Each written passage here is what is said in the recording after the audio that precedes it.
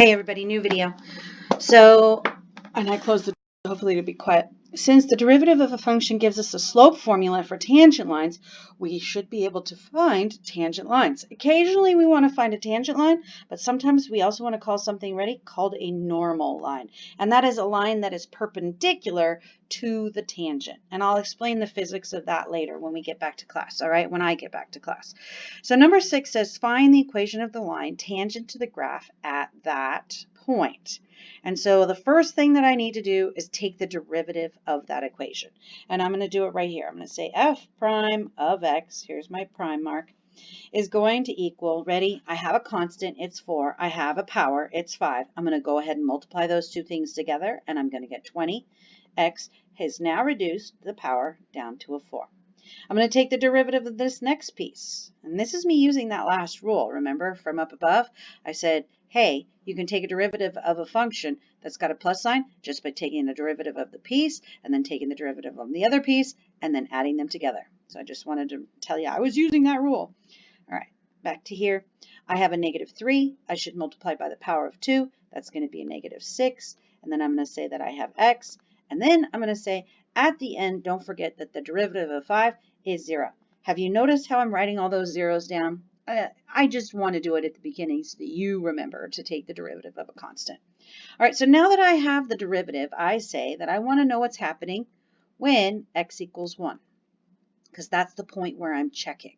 Now, I assume that this point is actually on the line that we were given, this line right here, because, you know, I can't really find a tangent that's not on that point, but I'm just letting you know there's a teacher out there who checked to make sure that point is actually on that line, and so we should be able to find the tangent of it. So we're going to find the tangent equation. So I'm going to say first step, step 1, evaluate the derivative at the point f prime of 1 is what? It's 20. Times 1 being taken to the 4th power minus 6 times 1 plus 0, which is just 0. So when I evaluate that, I notice that 1 to the 4th power is just 1, and there's a 20, and that 6 times 1 is -6, so this is 20 minus 6, which ends up being 14. So that is called the slope of the tangent. All right, that is the slope of the tangent. And if I give you the equation of the line, I'm going to use y minus y sub 1 equals m times x minus x sub 1. And why am I using the point slope formula? Because check, I have a slope, and check, I have a point. So I'm going to say then that I have y minus 6 equals 14 times x minus, what was x? X was 1. There you go. And I don't have to do anything else to it. I can just write it, put a box there. We're good. The next one says find the equation of the normal line to the same curve at the same point. Well, right here it says, I don't know, that's a bunch of notation. Do you know what that means? Ready? It means opposite reciprocal. So my normal line should, it's at the same point. It says at the same point. So I'm going to say this is, ready? Y minus 6 equals -1 over 14. That's opposite and reciprocal. And there's the rest of the line. We're all done. Okay? Make slope opposite reciprocal. All right, now non-differentiability. This is going to be tricky for you for a little while, but I know you get the hang of it eventually. It says each of these functions has no derivative when x equals 1. And why not? It's not in the domain.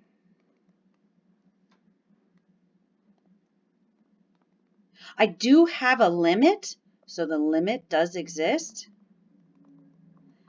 But I can't find the derivative there because you can't find the derivative when the function isn't defined there, okay? So limits are useful, and that's why we like them, and we can talk about that more later. So jumps, I can't find the derivative at a jump. It is in the domain, but a jump means there's where to put the tangent.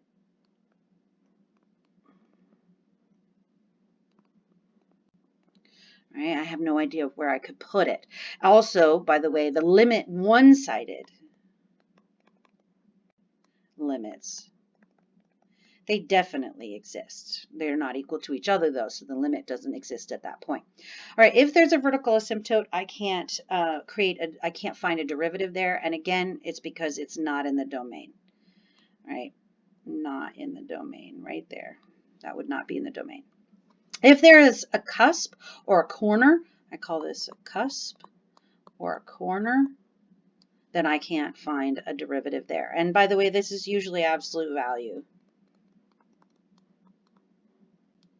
If you're looking at the vertex, that's where where I'm having difficulty. Again, I can't draw a single tangent there. There's an infinite number of tangents there.